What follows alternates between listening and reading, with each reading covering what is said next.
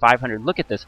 The economy pinging the map. I guess West is pinging the map, saying, "Hey, buddy, you should probably try to expand up there or scout up there."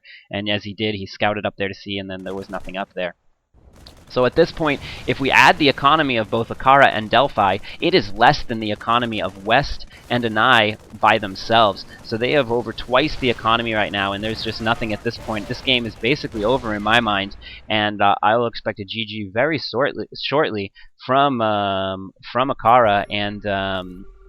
Let's check the units that are on the field at least.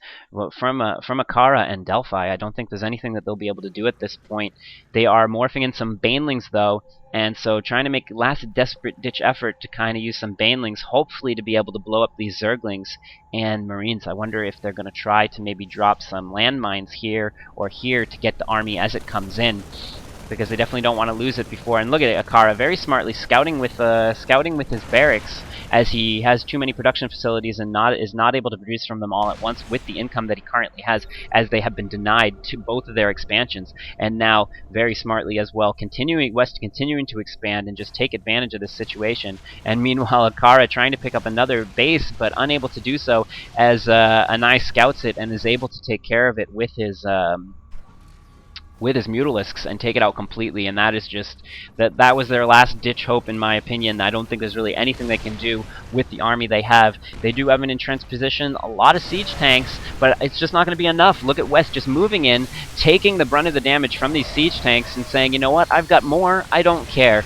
I'm going to go in, I'm going to take 4 or 5 shots from you guys, and then I'm going to be able to take you out with what I got.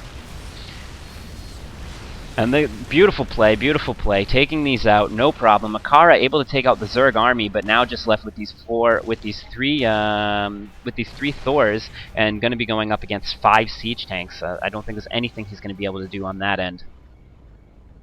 So at this point, aAakAra just denying the inevitable, delaying the inevitable, I should say, as aNAi continues to. Sorry about that. aNAi continues to harass the base of Delphi, killing his economy, destroying his workers, and it looks like, I mean, Delphi he is fully saturated at this point, almost. Barely, not even completely fully saturated, just not able to keep his drone count up as the constant harassment. In fact, if we look at the units lost tab, maybe, I don't know if they show.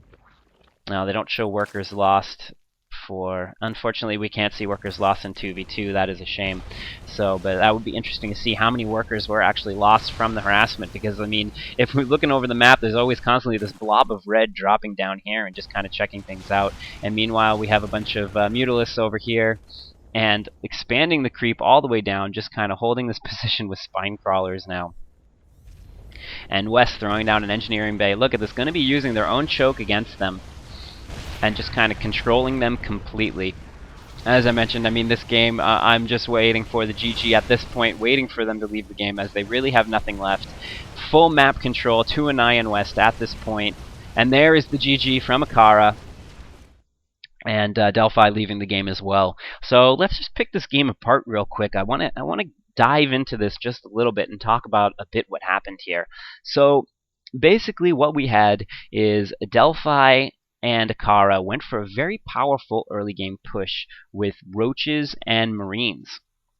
And so by walling off this ramp here, and I mean, now my gut had told me that the smart thing to do when the bunker first went down here for aAakAra was to pull these 2 barracks back out of the way so they couldn't be shot by the bunker. Seems like the smart thing to do.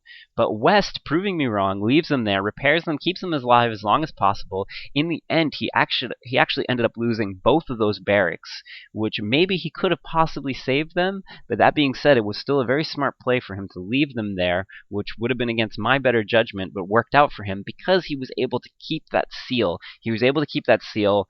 He didn't know what Delphi was making. He could have had a bunch of Zerglings just out of sight over here, ready to rush in as soon as the barracks went up.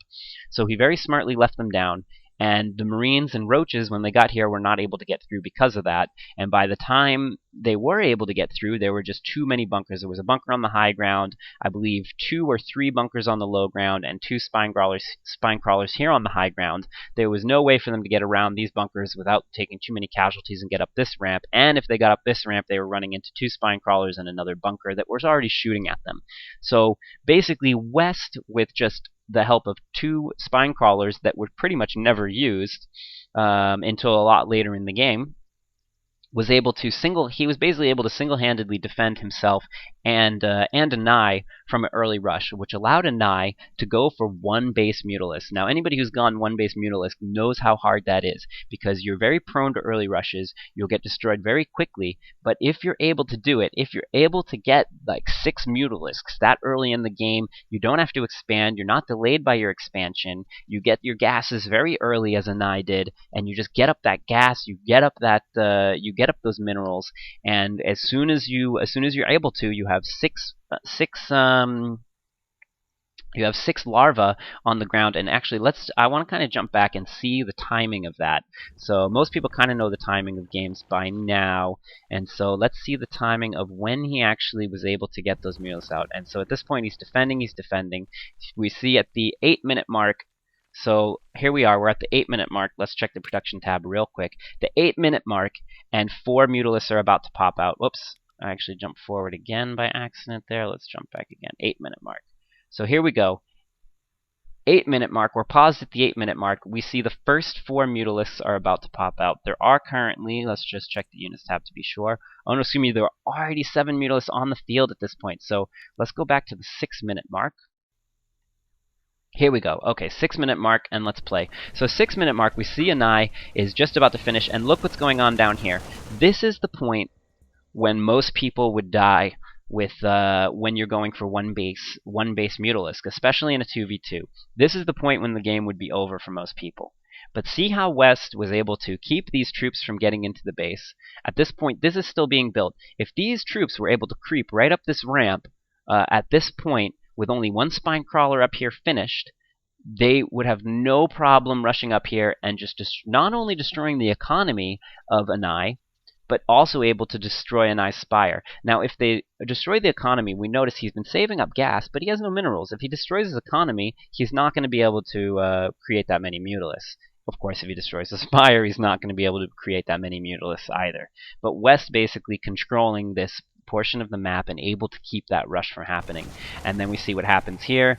The spire, of course, is allowed to pop, and aNAi is able to right away start creating a bunch of mutalisks. He's already got 3 on the way, and I'm sure as soon as these larvae pop, he's going to be creating 4 more as he's saving up his minerals and his Vespene. And there goes another one and another one. And just very quickly, so we're looking at I just want to see when he kind of goes out with that first push. So we're going to speed this up just a little bit to kind of look at it. So here we go. We got some mutalisks here. And so he does bring them up. So this is the one, I mean, I guess it was smart at this point. No, probably not, actually. He should not have brought those mutalisks up. This fight was going very much in favor of West, and there was no point in revealing these mutalisks as he did. But oh no, very smart. So I don't think they were revealed. I think he was able to keep them. Maybe they were just running on a rally or something like that. So here they go, the first 4 mutalisks. So this is at the 7:20-minute mark that the first mutalisks come. And we see, because of this early rush, look at the base of Delphi. No defenses whatsoever, just 1 queen. And that is what happens when your early rush fails.